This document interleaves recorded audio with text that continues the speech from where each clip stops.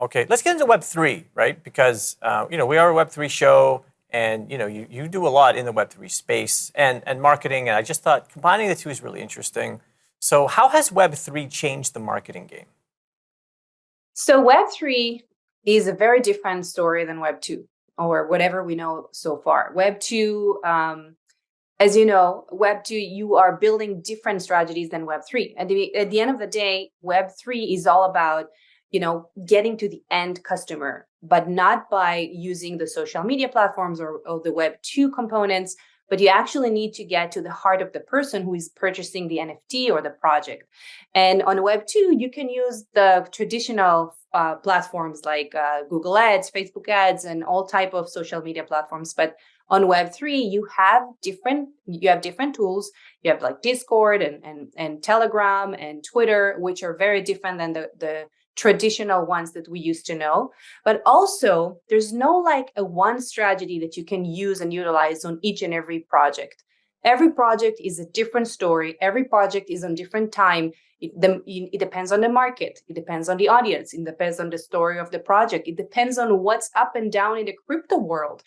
Everything is so different. There's no like a marketing strategy that if you implement it, for example, on Web2, you implement a strategy where you build a content calendar, you have content pillars that you're building with time. But on Web3, you have to understand what the trends that are working right now. A lot of times, and a lot of people have had a massive success with marketing strategy that worked a few months ago, which now not working at all. And you have to really come up with something of your own because it depends. Let me ask you a question. Let me ask you a question, Tal, because I was speaking to Twitter Space the other day, and there was a Lionsgate executive there who was in their blockchain department. I was like, what?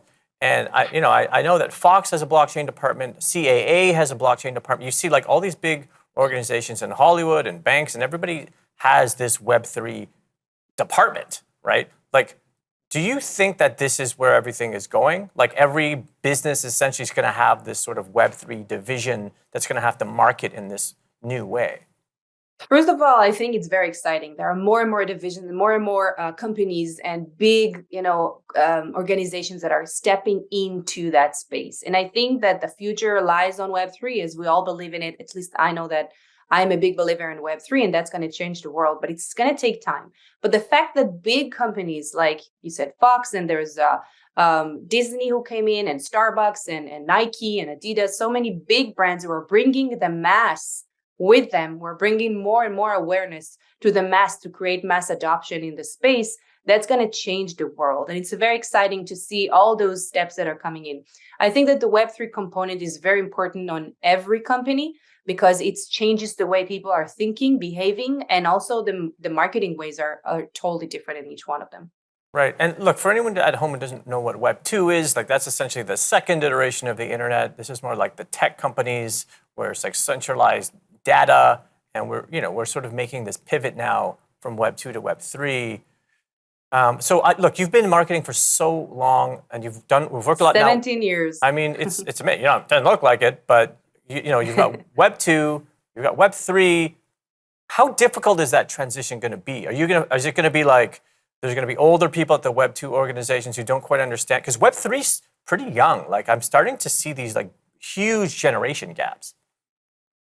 Well, I'll tell you what, when Web 1 turned into Web 2, it was also difficult. And it was also a huge transaction to the world. And it took time to adapt. There was a hype, and then it was a fall, and then only it became stable. And people actually started to use Facebook and Instagram and all those platforms, which now are our lives. And Web3 takes also, a lot of work and a lot of exposure and transaction into the world. And not everyone is ready for that yet. But I think that the main problem with Web3 is that it's very complicated at the moment. So, when you go to a website and go to a computer and you do enter, there's a website popping up, but you don't know what's behind it. You don't know what's the technical parts and everything. On Web3, there are so many technical knowledge that you have to have, so many phrases and different things and ideas and tools that you have to learn before you are able to use it. You need to understand what's a MetaMask or what's a wallet and what is Coinbase or Binance or whatever, any blockchain. You need to understand, crypto. You need to understand types of coins and types of marketing tools and so many things that you need to be aware of. And not a lot of people are aware of it. Right, So and look, that's why we do this show. But we need Tal, to simplify. let's go to break. You have so much to say. You're so good at what you do. We got Tal Navarro here on the Daily Drop.